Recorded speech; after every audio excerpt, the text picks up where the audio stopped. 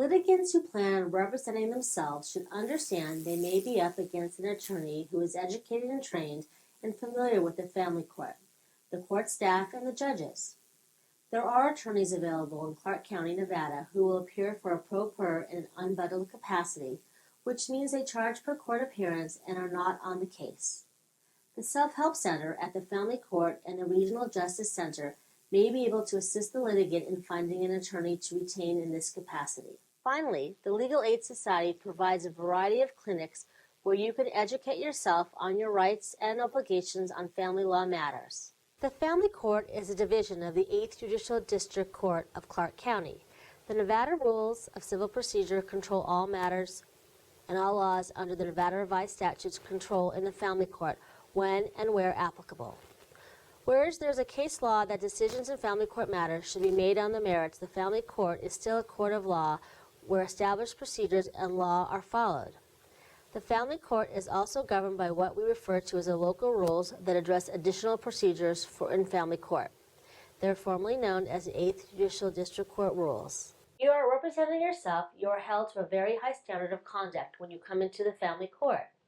EGCR 5.04 provides for the standards of conduct in family court, specifically stating that all lawyers and pro se litigants involved in matters before the family division should aspire to compliance with the American Academy of Matrimonial Lawyers Standards of Conduct, the Bounds of Advocacy, 1991 edition. If you are representing yourself, you have a responsibility to communicate in a rational, informative manner with the opposing party or their attorney.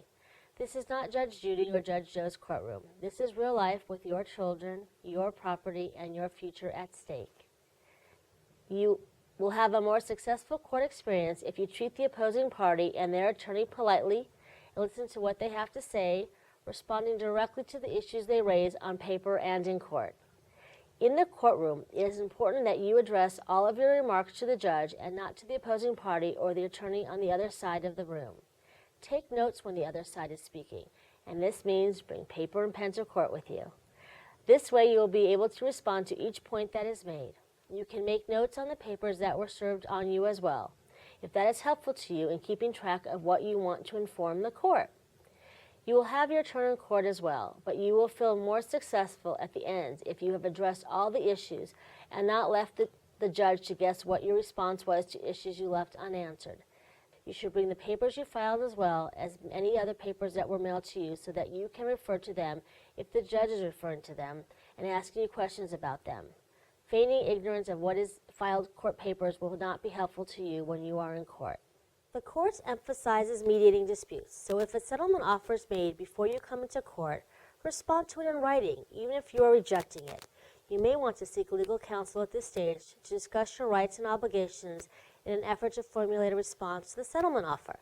If the settlement is reasonable, and in fact is what the court orders if you end up in court, your failure to reasonably negotiate a settlement may very well result in you being made to pay attorney's fees for forcing this matter into court. You may even want to explore the various avenues of mediation that are offered by the court. On the Family Court website, there is information regarding mediation. There is a brochure on what mediation is all about and what options are available in mediation disputes in the family court. You are encouraged to explore this option in seeking a resolution to what you are bringing to the family court or responding to, as mediation may very well help both parties reach an amicable resolution to the issues. In discussing some terms that are used in this tutorial, the papers that you initially file, whether as a complaint for divorce, a complaint for custody, a motion for temporary orders, a motion to modify child support, an answer, an opposition to a motion, or any other responsive paper is referred to as a pleading. Every court proceeding is video recorded in the family court.